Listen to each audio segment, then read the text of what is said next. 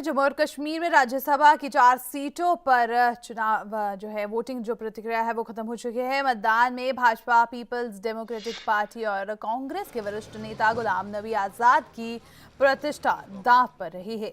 राज्य में साझा सरकार गठन से पहले बीजेपी और पीडीपी के लिए भी चुनाव भावी गठबंधन की नींव रखी है। दोनों दल मिलकर राज्यसभा चुनाव में उतरे हैं और दो उम्मीदवार उतारे गए हैं। मतदान के लिए रिटर्निंग ऑफिसर सचिव मोहम्मद रमजान ने नोटिफिकेशन जारी कर दिया। नवनिर्वाचित 87 विधायक 4 सीटों के लिए मतदान करेंगे। बीजेपी, पीडीपी, नेका और कांग्रेस के कुल 7 उम्मीदवार मैदान में थे।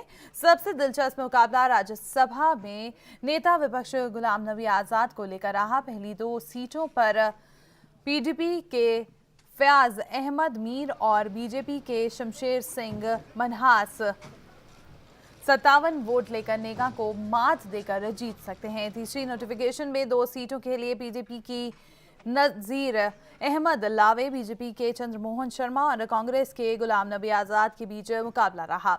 आजाद के पास नेका कांग्रेस के सदस्यों को मिलाकर 27 और 2 निर्दलियों के समर्थन के साथ 29 का आंकड़ा है।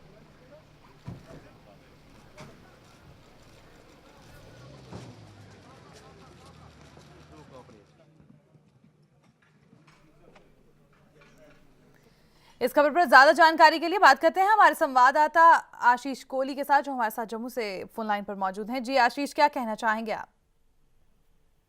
जी हाँ, मैं आपको बताना चाहूंगा जो कि 4 सीटों के लिए आज मतदान होने थे। यहाँ पे मतदान तो खत्म हो चुके हैं, अभी काउंटिंग चल रही है और कुछ ही देर में नतीजे सामने आने वाले हैं। जी। पहले तो कहा जा रहा था कि 5 बजे तक नतीजे सामने आ जाएंगे, लेकिन कुछ देरी चल रही है अभी उसमें नतीजे के आने में। और अब ये माना जा रहा है कि 6 बजे तक पूरा नतीजे आ जाएंगे और हमें पता चल जाएगा कि किस पार्टी को कितनी सीटें मिली हैं।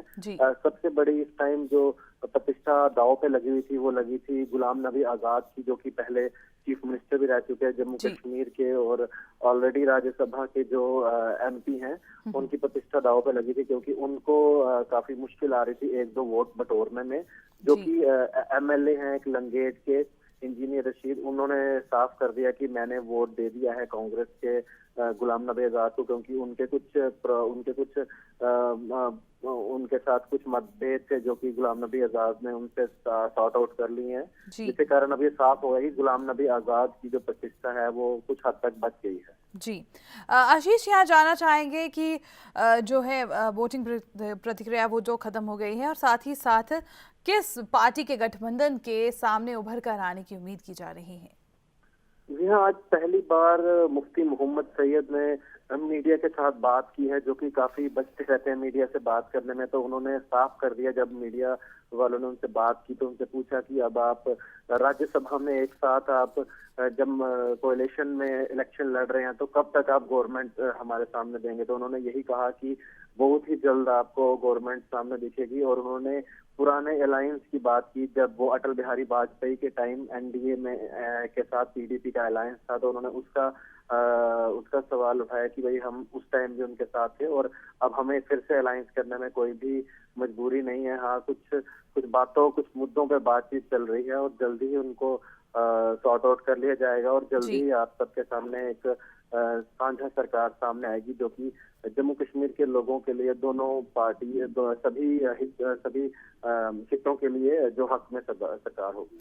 जी आशीष, यहाँ पर एक और सवाल है। उमर अब्दुल्ला ने हाल ही में आज ही कहा है कि राज्यसभा के चुनाव में अगर पीडीपी और बीजेपी एक साथ आ सकते हैं तो सरकार बनाने को लेकर क्यों नहीं सामने आ रहे? इस पर क्या कहना चाहेंगे आप?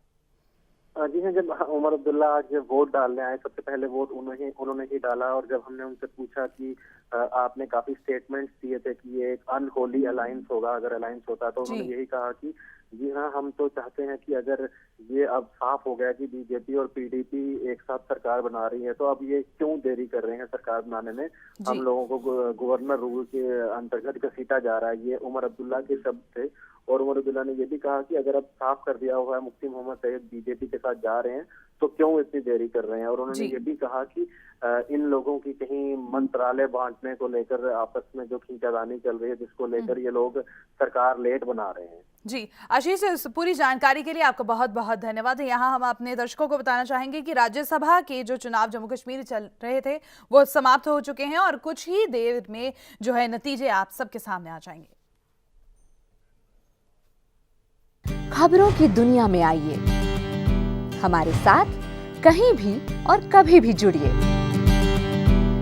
हम मिलेंगे फेसबुक पर, हम दिखेंगे यूट्यूब पर, हमें फॉलो कीजिए ट्विटर पर। खबरों के साथ बने रहिए रात दिन।